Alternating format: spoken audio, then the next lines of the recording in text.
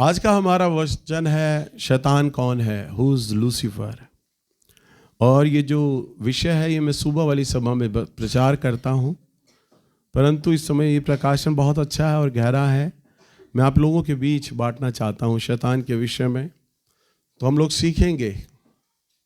शैतान को हम अधिकतर प्रार्थनाओं के द्वारा बांधते हैं, प्रार्थना करते हैं। और कई बार हम जब प्रार्थना करते हैं और हमारे जीवन में कई बार हमें ये एहसास होता है, लगता है कि हमारी प्रार्थनाएं प्रभु सुन नहीं रहे हैं, हमारी प्रार्थनाओं का जवाब नहीं आ रहे हैं। और इस वजह से कई प्रचारक, कई पास्टर्स ये बोलते हैं हम प्रार्थना तो कर रहे हैं परंतु हमारी कलीसिया में परमेश्वर का वो उत्तर, वो सामर्थ्य दिखाई नहीं देती। हम प्रार्थना तो कर रहे हैं, कई विश्वासियों की शिकायत होती है, हम प्रार्थना तो कर रहे हैं परंतु इसका असर नहीं दिखाई दे रहा है। तो शायद कई बार लोग हार मान लेते हैं।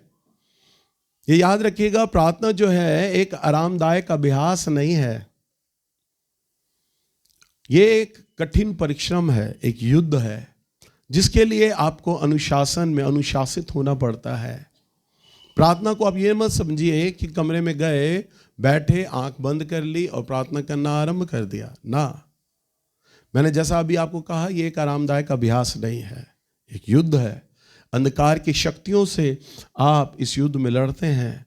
इसलिए आपको अनुशासन का मतलब कि आपको नियम बांधकर एक दिन, एक जगह, घंटा, समय नियुक्त बांधकर आपको प्रभु के संग बैठने की आवश्यकता होती है। अगर हम देखें अपने जीवन, राजा दाऊद दिन में 7 बार प्रार्थना किया करता था। कई लोग जब उनका मन होता है, जब उन्हें समय मिलता है और जहां उनको समय मिलता है वो प्रार्थना करते हैं। 3 बातों को आप ध्यान रखिए। पहली बात, स्थान। आप किस स्थान में बैठते हैं प्रार्थना के लिए, हमेशा उसी जगह पर बैठे।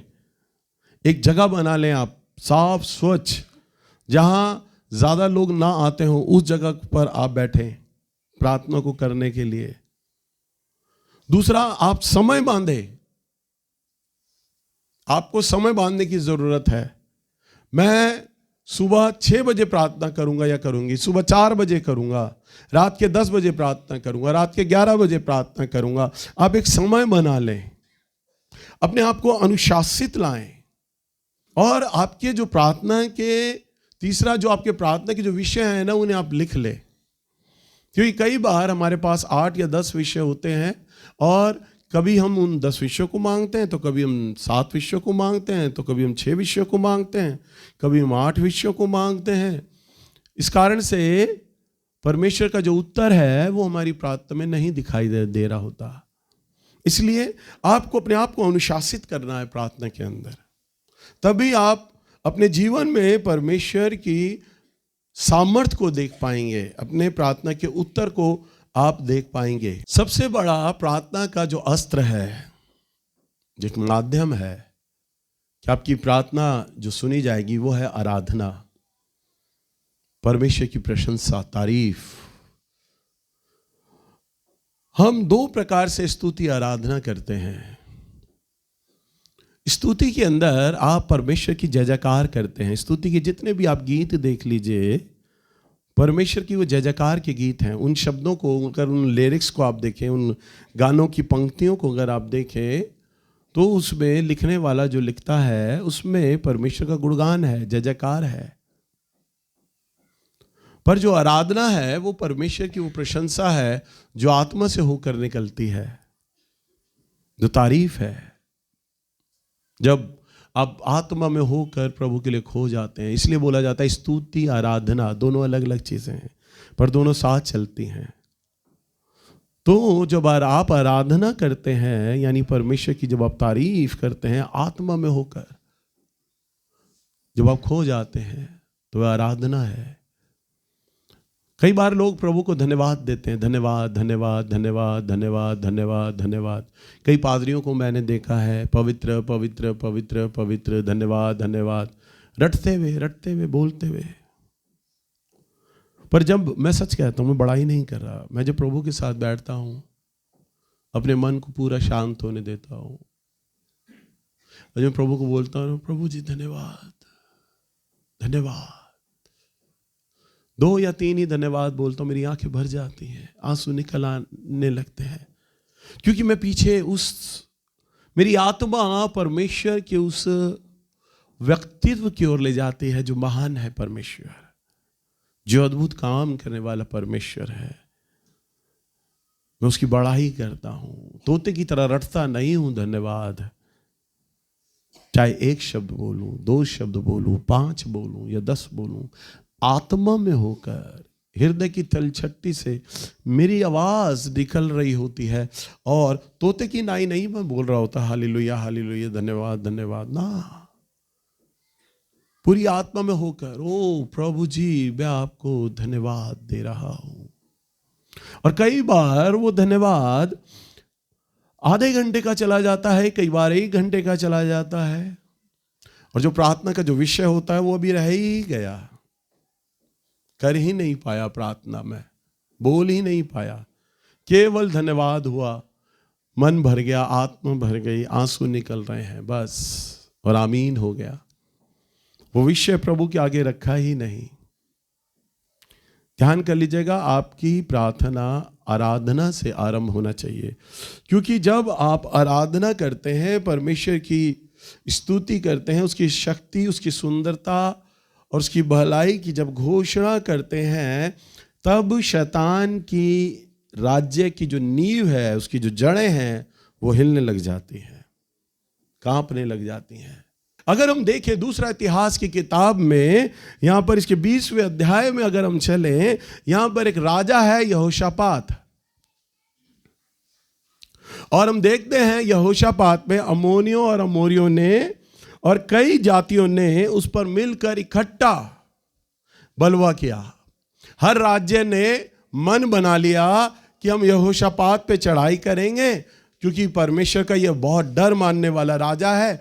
25 साल से वे यरूशलेम का राजा था, और 25 साल में प्रभु का वो डर मानने वाला राजा था, और परमेश्वर ने यरूशलेम को बहुत उन्नति दी, यहूदियों को बहुत उन्नति दी। इस कारण से वो तमाम राजा जितने भी आसपास के लोग थे जलन से भर गए, और उन्होंने कहा हम यरूशलेम पर कब्जा कर लेंगे, क्योंकि यहाँ हर प्रकार की प्रोस्पेरिटी है। पर उस प्रोस्पेरिटी, उस उन्नति का कारण वो नहीं जानते थे कि राजा यहोशापात तो परमेश्वर से डर मानने वाला व्यक्ति है। हालेलुया। और जब उसके पास अलग अलग दूत आए और लेटर लेकर आए कि हमारे तमाम सेना ने आपके किले को चारों ओर से घेर लिया है, अब आप अपने आप को हमारे हाथों में दे दें, अन्यथा आपके प्राण जाएंगे, आपकी जनता के प्राण जाएंगे, और पूरे यरूशलेम पर हम कब्जा कर लेंगे। 1 नहीं, 2 नहीं, 3 नहीं, 4 नहीं, कई सेनाओं ने, कई राजाओं ने एक साथ हमला कर दिया।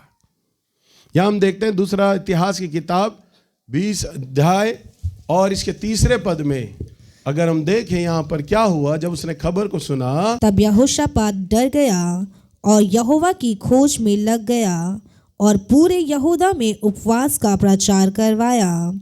अतः यहूदी यहोवा से सहायता मांगने के लिए इकट्ठा हुए, वरन वह यहूदा के सब नगरों से यहोवा से भेंट करने को आए। बस अभी क्या लिखा है, वो डर गया, परंतु क्या हुआ, उसने पूरे यरूशलेम में प्रचार कराया। क्या? उपवास करो, प्रार्थना करो, और वो परमेश्वर के मंदिर में चला गया। जितने भी राजाओं ने पत्र भेजे थे ना, उन सारे पत्रों को उसने मंदिर के आंगन में डाल दिया और औंधे मुंह बल गिर गया।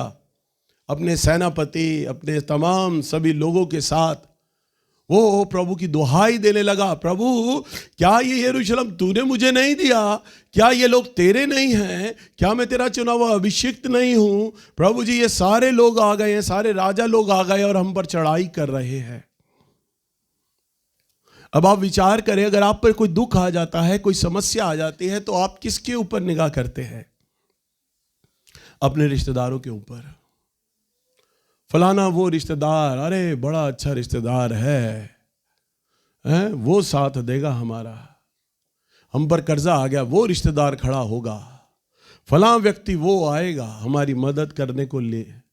जिन लोगों पर आपने समाज में रीति रिवाज करके अपनी रिश्तेदारी बनाया है ना, समाज बनाया है, कोई साथ नहीं देता। बिना बात की बिरादरी के पीछे भागते रहते हो आप सब लोग। जरा सोचो, जब आप बीमार थे, जब आप दुखी थे, कौन सी आपकी बिरादरी आ गई? मैं दोष नहीं लगा रहा, पर सच्चाई बता रहा हूं। किसके रिश्तेदार आपके पास आए आपको सहायता करने के लिए? अगर कोई आया ना आपकी सहायता के लिए, तो केवल परमेश्वर आया है बस, और वही आएगा हमेशा, क्योंकि वही विश्वास योग्य धर्मी है। उस समय यहोशापात ने सेनाओं की गिनती नहीं कराई, हथियारों को नहीं जांचा कि हमारे पास हथियार कितने हैं, जासूसों को बाहर नहीं भेजा कि जाकर पता करो कौन कौन से घुड़सवार हैं और उन पर कौन कौन सी हथियार हैं। उसने आकर अपने गुप्तचरों के साथ बैठकर रणनीति नहीं बनाई कि आओ हम ऐसे लड़ेंगे, कुछ नहीं किया। बस मंदिर गया, उपवास का दिन ठहराया, प्रार्थना करने लग गए। जब उनके गुप्तचर जो उनके किले में आए होंगे और उनको जाकर उन्होंने सूचना दी होगी ना, उन्होंने मालूम है क्या कहा होगा राजा को? राजा, यहोशापात इतना डर गया है ना आपके पत्र से, सभी राजाओं ने पत्र भेजे ना, वो इतना डर गया है, लड़ने का साहस नहीं है उसमें। सेना नहीं बैठाई, भूल गया वो तो लड़ना, डर के मारे वो सब प्रभु के मंदिर में चले गए हैं। और उसने प्रजा को कहा है, घोषणा कराई है, वो तो उपवास कर रहे हैं, प्रार्थना कर रहे हैं। राजाओं ने, जो अन्य जाति राजा थे, वो ठहाका लगा के हंस रहे, मरेंगे सब, ये तो तलवारें तक उठा नहीं रहे, तीर कमान लेके नहीं आ रहे। हम तो सोच रहे थे कम से कम ये तो आएंगे हमसे लड़ने के लिए, अपनी जान पर को बचाने के लिए, ये तो डर के मारे मंदिर में छुप गए और वहां प्रार्थना कर रहे हैं। और देखो, जब वो प्रार्थनाएं कर रहे हैं, राजा यहोशापात सब लोगों के संग प्रार्थना कर रहा है, तब हम 14वें पद में हम देखते हैं यहां क्या होता है।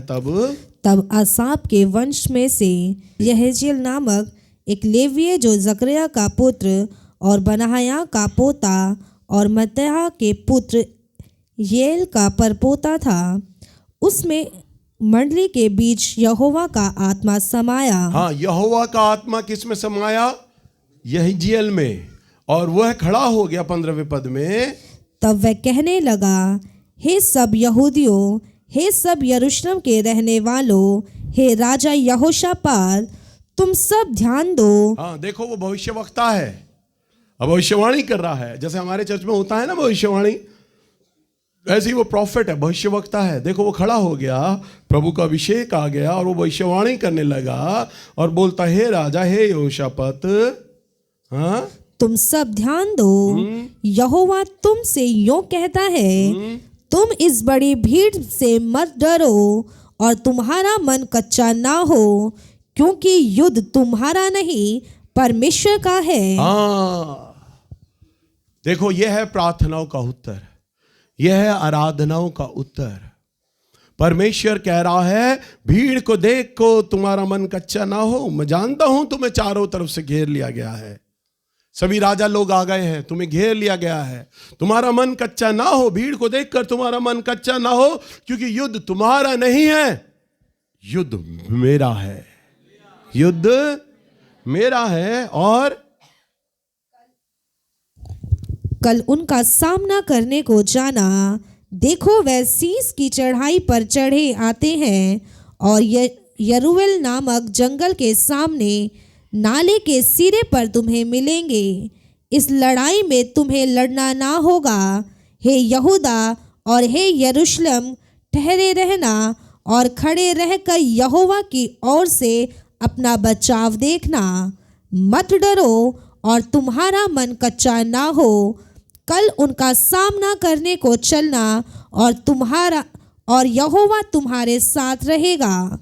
हालेलुया, कितनी अच्छी बात है। प्रभु कहता है 17वें पद में, इस लड़ाई में तुम्हें लड़ना ना होगा। बताओ, कौन सी लड़ाई है जिसमें लड़ाई नहीं होती? दोनों पार्टियां आपस में लड़ती हैं। पर प्रभु कह रहा है, राजाओं ने तुम्हें घेर लिया है, परंतु इस लड़ाई में तुम्हें लड़ना ना होगा। हे यहूदा, हे यरूशलेम, ठहरे रहना, बस खड़े रहकर यहोवा की ओर से अपना बचाव देखना। हालेलुया, यहोवा की ओर से अपना बचाव देखना। मैं कैसे मैदान में उतरूंगा तुम्हारे लिए, और कल उनका सामना करने को चलना। तुम चलना सामना करने को, परंतु युद्ध तुम्हारा नहीं, मेरा होगा। तुम चलना और यहोवा तुम्हारे संग रहेगा। हालेलुया, तुम्हें लड़ना नहीं है, प्रभु कह रहा है। युद्ध तो मेरा है, मैं मैदान में जाऊंगा, बस तुम वहां पर चलना, बस अपनी प्रेजेंस वहां दिखाना कि तुम आ गए हो, नहीं तो लोग कहेंगे कि तुम डरपोक थे। तुम आ जाना, हाथी को लेके, घोड़ों को लेके, तीर कमान को लेके, तलवारों को लेके खड़े होना, बस इतना करना। युद्ध में तो मैं उतरूंगा, क्योंकि युद्ध अब मेरा है। युद्ध क्यों मेरा है? क्योंकि तुमने मेरी तारीफ की है, तुमने मेरी बड़ाई की है। तुम उन लोगों के पास सहायता मांगने के लिए नहीं गए जिन लोगों से तुम्हें सहायता मिल सकती थी। प्रभु ये कह रहा, हे यहोशापात, तू साथ वाले परदेशों को तूने ना बुलाया, तूने उन राजाओं पे अपनी दृष्टि नहीं करी कि वो तेरी आकर सहायता करते। तूने उन रिश्तेदारों की तरफ मुंह ना रखा कि वो आए और वो तेरे बचाव के लिए कुछ करें, परंतु तू तो केवल मेरे पास आया और तूने तो केवल मेरे नाम का गुणगान किया और प्रशंसा की, बस तूने और कुछ ना किया। अब ये युद्ध तेरा नहीं है, मेरा है। हालेलुया। अब देखो 20वें पद में कितनी सुंदर बात हम सीखने को जा रहे हैं। यहां पर क्या हुआ? वे सवेरे उठकर तकोआ के जंगल की ओर निकल गए और चलते समय यहोशापात ने खड़े होकर कहा, हे यहूदियों, हे यरूशलेम के निवासियों, मेरी सुनो, अपने परमेश्वर यहोवा पर विश्वास रखो, तुम स्थिर रहोगे। उनके नबियों की प्रतीति करो, तब तुम कृतार्थ हो जाओगे। हाँ, वो क्या कह रहा है? हे यरूशलेम के निवासियों, मेरी सुनो, अपने परमेश्वर यहोवा पर विश्वास रखो, तब तुम क्या होगे? स्थिर हो जाओगे। और अपने नबियों पर, उसके नबियों पर प्रतीति करो, जो उसके नबी है ना, जो कह रहे हैं तुमसे, उस पर विश्वास रखो, तो तुम क्या हो जाओगे? धन्य हो जाओगे, क्योंकि वो वचन मेरा भेजा हुआ है तुम्हें। हालेलुया। 21वें पद में, तब उसने प्रजा के साथ सम्मति करके जितनों को ठहराया, जो कि पवित्रता से शोभामान होकर हथियारों बंद के आगे आगे चलते हुए। हाँ, तब उसने प्रजा को साथ सम्मति करके कितनों को ठहराया। अब यहोशापात ने एक ऐसी क्वायर बनाई यरूशलेम से, उस क्वायर के मेंबरों की क्वालिटी केवल एक थी, लिखा है, जो कि पवित्रता से शोभायमान होकर। या तो हमारे क्वायर का ड्रेस है, मैं दोष नहीं लगा रहा, आज क्वायर्स का ड्रेस होता है, केवल हमारी क्वायर का नहीं, सारी क्वायर्स का ड्रेस होता है और वो से शोभायमान होती है, परंतु परमेश्वर की ड्रेस जो है वो है पवित्रता।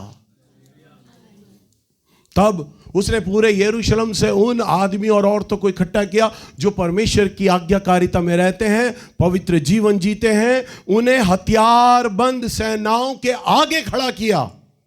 किन लोगों को? जो पवित्र लोग हैं। हथियारबंद आगे होने चाहिए, हाथी आगे होने चाहिए, ऊंट आगे होने चाहिए, घोड़े आगे होने चाहिए, परंतु उसने किन लोगों को आगे किया? जो पवित्र लोग हैं यरूशलेम के, जो प्रभु का डर मान रहे हैं। वो हाथ में वीणा, डफ और ढाले लेकर प्रभु की आराधना करते हुए जा रहे हैं, स्तुति कर रहे हैं, और सेना भी आराधना कर रही है। 21वां पद पढ़ो बेटा दोबारा। तब उसने प्रजा के साथ सम्मति करके कितनों को ठहराया, जो कि पवित्रता से शोभायमान होकर हथियारों बंदों के आगे आगे चलते हुए यहोवा के गीत गाएं। हाँ, क्या करें? वो हथियार बंदों के आगे आगे चलकर सिर्फ आराधना कर रहे हैं। अब वो राजाओं ने दूर से देखा होगा, पागल हो रहे हैं, ये तो पागल हो गए हैं सब। ये ऐसे औरतों और आदमियों को ला रहे हैं जो तलवार पकड़ना नहीं जानते, वो सेना में आगे चल रहे हैं और वो तो गा रहे हैं हमने यहोवा का गाना, और वो सारे राजा खुश हो रहे होंगे। पागल हो गए, ये तो सब मरेंगे आज। परंतु देखो, यहोवा का गीत गा रहे हैं और यह कहते हुए उसकी स्तुति कर रहे हैं, यहोवा का धन्यवाद करो क्योंकि उसकी करुणा सदा की है। हालेलुया। 22वें पद में, जिस समय से वे गाकर स्तुति करने लगे, उसी समय यहोवा ने अम्मोनियों, मोआबियों, सेईर के पहाड़ी देश के लोगों पर जो यहूदा के विरुद्ध आ रहे थे, घातकों को बैठा दिया और वे मारे गए। और वो मारे गए। जिस समय वो गा रहे थे, मैदान में आ गए और वो गा रहे थे, लिखा है अमोनियों, मोआबियों और साइर के पहाड़ी देशों के लोग जो यहूदा के विरुद्ध आ रहे थे, घातकों को बैठा दिया। प्रभु ने एक दूसरी जातियों में और एक दूसरे राजाओं के मन में वो जलन और फूट डाल दी। ये संख्या में ज्यादा हैं, अगर कुछ कम हो जाएंगे तो यरूशलेम को हम लूटेंगे जाके। परमेश्वर ने उनके मन में वो लालच और वो जलन डाल दिया। और वचन में लिखा है, आगे हम पढ़ेंगे नहीं, मैं आपको बता देता हूं, आपके घर जाके पढ़िएगा। उन लोगों में इतना एक दूसरे को मारा, आपस में ही सेना बढ़ गई। यहोशापात और उसकी सेना तो जय जयकार कर रहे हैं, आराधना कर रहे हैं, केवल स्तुति कर रहे हैं, और उनके पास तो एक सेना का आदमी नहीं आया, परंतु वो सेनाएं आपस में इतनी लड़ रही हैं। वचन में लिखा है कि उन्होंने भाग भाग कर एक दूसरे को मारा और सिर्फ चारों तरफ दूर तक शव ही शव थे, लाशें ही लाशें थी। और तो परमेश्वर ने कहा, जो इनका सामान है जाओ, वो सब अब तुम्हारा हुआ। और वचन में लिखा है, यहोशापात राजा अब से पहले 4 गुना और अमीर हो गया, क्योंकि राजाओं का सारा सोना, धन संपत्ति, हाथी घोड़े सब अब उनके हो गए थे। उसका एक कुंजी, चाबी, सीक्रेट यही है, परमेश्वर की तारीफ, बढ़ाई, हृदय से निकली हुई आराधना। अक्सर हम विश्वासी लोग उन बातों को देखते हैं जो बातें परमेश्वर ने अभी हमारे जीवन में नहीं की। हम उन बातों को नहीं देखते हैं जिन बातों को परमेश्वर हमारे लिए करता है। हम ये चूक जाते हैं। अभी कुछ समय से पहले मेरी पत्नी बीमार चल रही थी, 17-18 किलो वेट इसका कम हुआ बीमारी में। आपको पता, मुझे भी खांसी थी, मैं भी नहीं आया। और एक दिन सुबह के वक्त मैं उठा और मुझे चर्च आना था। मुझे खांसी बहुत लगातार हो रही। मेरी पत्नी मुझे देखकर रोने लग गई और वो दुआ कर रही, और दुआ में वही बोलती जा रही। उठ के, अभी उसने ब्रश भी नहीं किया, वो ये बोलने लग गई, परमेश्वर आप मुझे भी चंगा नहीं कर रहे हो, मेरे पति को भी चंगा नहीं कर रहे हो, ऐसा क्यों कर रहे हो? ये बोलने लग गई। उससे मेरा दुख देखा नहीं गया, वो ये रोकर बोलने लग गई। फिर जब मैंने अपनी खांसी को कंट्रोल किया, मैंने उसे बोला, परमेश्वर को ऐसा नहीं कहना चाहिए था, तुझे मत कह। प्रभु ने हमें हर तरह का सुख दिया है, थोड़ा सा अगर दुख दे भी दिया, आ भी गया तो क्या बात है, कुछ नहीं है इसका। प्रभु देख हमें कितने प्रकार के सुख दे रहा है, उस सुखों के लिए परमेश्वर को धन्यवाद दे। हालेलुया। कई बार हमारे जीवन में समस्याएं आती हैं, दुख आता है, हमारा मन कच्चा हो जाता है, हम प्रभु के विरुद्ध आ जाते हैं, हम शिकायतें करने लग जाते हैं। परंतु ये बात जान लीजिए, अगर दुख आ भी रहा है, सताव आ भी रहा है, कोई बात नहीं। वचन में लिखा है, वो तुम्हें अपना बच्चा जानकर ही तुम पर दुख डालता है। हालेलुया। अपना बच्चा जानकर। तो जब वो हमें बच्चा बना लेता है और हमारे जीवन में थोड़ा दुख समस्या डालता है, तो कोई बात नहीं, हम उन कामों को देखें जो काम परमेश्वर ने हमारे लिए किए हैं। और जो काम अभी नहीं किए, कोई बात नहीं, मैं आराधना करूंगा ना, परमेश्वर युद्ध लड़ेगा, क्योंकि ये युद्ध मेरा नहीं है, मेरे परमेश्वर का युद्ध है। और वो मैदान में उतरेगा मेरे लिए और युद्ध लड़ेगा, और मैं यहोशापात के समान जयवंत हो जाऊंगा।